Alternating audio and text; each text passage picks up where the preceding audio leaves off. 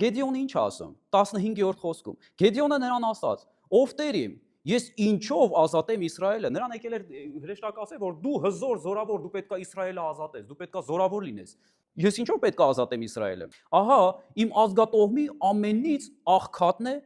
Մանասեի մեջ, եւ ես էլ իմ հոր տան կրտսերն եմ։ Ասում եմ մենք աղքատ ընտանիքից, ես էլ ամենափոքրն եմ, ամենաչնչին, չերևացողը։ Ես ոնց կա, տեսեք, մարդու մտածելակերպը։ Աստված է եկել իր հետ խոսում, բայց ինքը իր դիրքը չափում է իր ընտանիքից, իր սկզբունքներից։ Թե ինքը որտեղից է դուրս եկել։ Գիտես, սիրելիս, դրա համար գրված է Աստված, Հիսուս ասում է, ես եմ քո ալֆան։ Հասկանում եք։ Այդ ալֆան ու օմեգան հասկանում եք, խիա Տերը ասում։ Ասում է, ես եմ քո ալֆան, ես եմ քո սկիզբը, ով է քո պապան։ Գյուղերում ասում են, դե տուն տներիցն ես։ Երկնքից Հիսուսի տնից է։ Ու դրանով էլ մարդկանց չափում են, թե արժանի մարդ է, թե արժանի մարդ չի։ Վախը ձևավորում է կեղծ ինքնություն։ Մարդու մեջ կեղծ ինքնություն է ձևավորում վախը։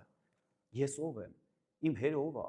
իմ ընտանիքը ով է, աղքատ, մենք փող չունենք, մեզ չեն ճանաչում, շատ քչերն են ճանաչում, կամ չեն էլ ուզում ճանաչեն, որտեղ գումար չունենք։ Գիտեք, սա այս աշխարհի դեմքն է։ Աշխարհում տենց է, այո, աշխարհում տենց է, բայց Հիսուսի մեջ տենց բան չկա։ Բայց Հիսուսի մեջ մարդու միտքը, մտածելակերպը փոխվում է։ Գիտես, սիրել, սա հիանալի է, որտեղ Հիսուսի մեջ ես ունեմ նոր սկիզբ։ Իմ սկիզբը էլ Ադամը չի, որը որ մեղք գործեց ու տենց սերունդներ շարունակվեց, իմ պապը ծնվեց, իմ հերը ծնվեց, ես էլ Իրանից ծնվեցի։ Իմ սկիզբը էլ Ադամը չի, իմ սկիզբը Հիսուսն է։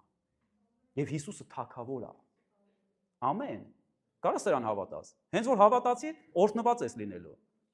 Հենց որ հավատացիր, օրհնված ես լինելու։ Գիտեք, Աստծո խոսքը պետք է հավատքով վերցնենք, պետք է հավատանք սրան, որպեսզի վաղը չձևավորի կեղծ ինքնություն, իմ ինքնությունը սուրբ ինքնություն է, իմ ինքնությունը Աստծո որդու ինքնություն է, իմ ինքնությունը